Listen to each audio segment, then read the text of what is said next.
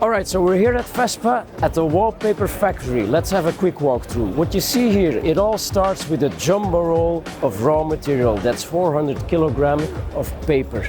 Goes through this nice system, fed automatically into the Colorado 1650. This is UV gel technology, the hero technology for interior decor.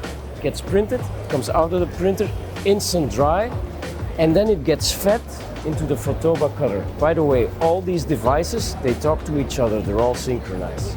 So here it gets cut.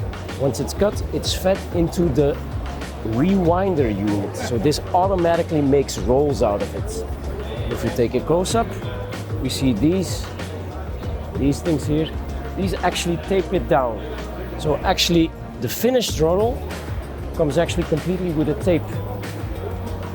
So remember, we started with 400 kilograms of raw material, and this is the finished product, ready to ship to your customers.